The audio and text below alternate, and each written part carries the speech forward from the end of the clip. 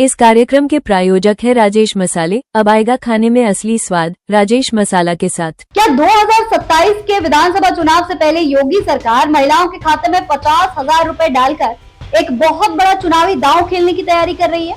क्या बिहार, मध्य प्रदेश और महाराष्ट्र के चुनावी मॉडल से सबक लेते हुए अब यूपी में भी महिलाओं को सीधे आर्थिक मदद देने की तैयारी है? और अगर ऐसा होता है तो क्या उत्तर प्रदेश की करीब 6 करोड़ महिला मतदाता 2027 के चुनाव में गेम चेंजर साबित हो सकती हैं? सब कुछ विस्तार से समझेंगे आज के इस वीडियो में, इसलिए वीडियो को पूरा जरूर देखिएगा। सलाम नमस्ते दोस्तों, मेरा नाम फरीन अंसारी है और आप ये खबर टीवी इंडिया लाइव पर देख रहे हैं। दोस्तों, उत्तर प्रदेश की राजनीति में इन दिनों एक संभावित योजना को लेकर चर्चाएं तेज हैं। मीडिया रिपोर्ट्स और सूत्रों के हवाले से दावा किया जा रहा है कि योगी सरकार 2027 के विधानसभा चुनाव से पहले महिलाओं को आर्थिक रूप से मजबूत करने के लिए एक बहुत बड़ी योजना पर विचार कर रही है।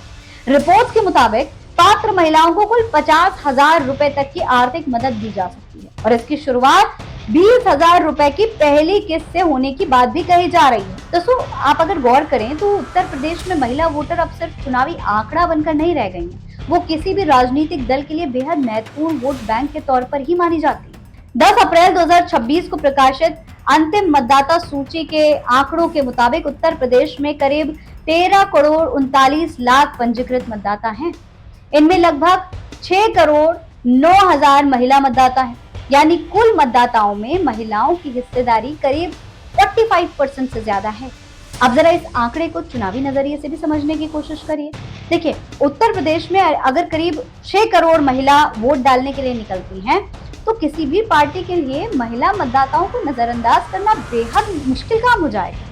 यही वजह है कि पिछले कुछ चुनावों में महिलाओं को केंद्र में रखकर बनाई गई कई सारी योजनाएं राजनीति का बहुत बड़ा हिस्सा बन चुकी हैं। बिहार इसका एक उदाहरण बनकर सामने आया, जहां महिलाओं के खाते में सीधे आर्थिक सहायता पहुंचाने वाली योजनाओं को लेकर खूब राजनीतिक चर्चा हुई। इसके बाद आपने देखा मध्य प्रदेश में भी यही हुआ और महाराष्ट्र जैसे राज्यों में भी महिलाओं को सीधे आर्थिक लाभ देने की योजना बनाई गई, जिसका फायदा भी दिखा चुनाव में।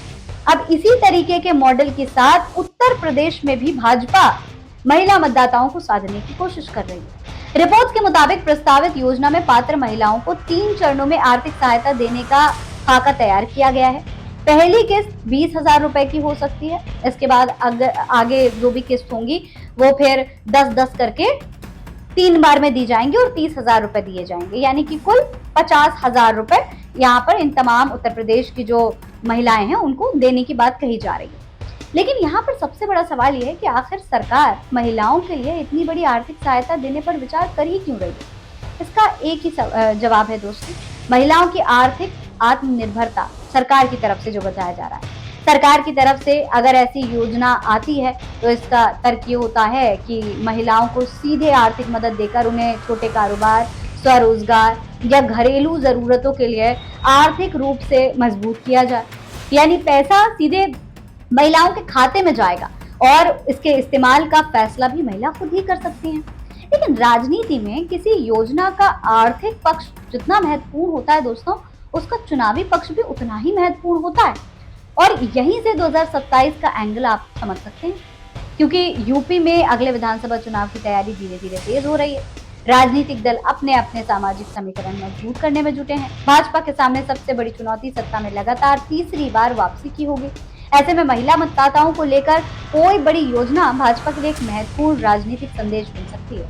लेकिन सवाल ये भी है कि क्या सिर्फ पैसे देने से वोट मिल जाएंगे? शायद राजनीति इतनी भी सीधी नहीं है। महिला मतदाता भी अलग अलग मुद्दों पर वोट करती हैं। किसी के लिए महंगाई बड़ा मुद्दा होती है, किसी के लिए रोजगार मुद्दा होता है, किसी के लिए सुरक्षा, किसी के लिए राशन और आवास, तो किसी के लिए परिवार की आर्थिक स्थिति। इसीलिए अगर कोई आर्थिक सहायता योजना आती भी है तो उसका असर इस बात पर निर्भर होता है कि महिलाएं उसे अपने जीवन में किस तरीके से उपयोगी बना सकें। राजनीतिक नजरिए में देखें तो एक बात साफ, महिला वोटर अब यूपी की जो चुनावी राजनीति है उसके केंद्र में है, क्योंकि करीब 6 करोड़ महिला मतदाताओं वाले राज्य में कोई भी पार्टी ऐसी योजना को हल्के में नहीं ले सकती।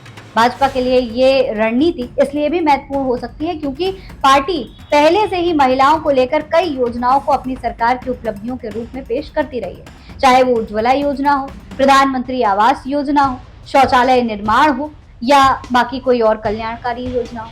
अगर इसके साथ सीधे आर्थिक सहायता की कोई नई योजना जुड़ती है तो भाजपा इसे महिला सशक्तिकरण के अपने बड़े नैरेटिव के रूप में पेश कर सकती है। अब अगर 20,000 रुपए की पहली किस्त चुनाव से पहले आती है तो राजनीतिक टाइमिंग भी बेहद महत्वपूर्ण हो सकती है, क्योंकि सवाल सिर्फ रकम का तो होगा नहीं, सवाल होगा कि सरकार ने पैसे कब दिए, किसे दिए, कितने लोगों को दिए और इसका असर लोगों की जिंदगी पर कितना पड़ा। यही चीज इस संभावित योजना को महज एक सरकारी योजना से उठा करके 2027 की चुनावी बहस का बहुत बड़ा मुद्दा बना सकती है। तो अब आगे इसका कितना फायदा मिलेगा महिलाओं को और महिलाएं आने वाले उत्तर प्रदेश के विधानसभा चुनाव में भाजपा को क्या इस नई योजना के तहत वोट दे पाएंगी या नहीं, ये सबसे बड़ा सवाल है। इस पूरे मामले पर आप क्या सोचते हैं, कमेंट बॉक्स में लिखकर हमें जरूर बताएं। जय हिंद, जय भारत।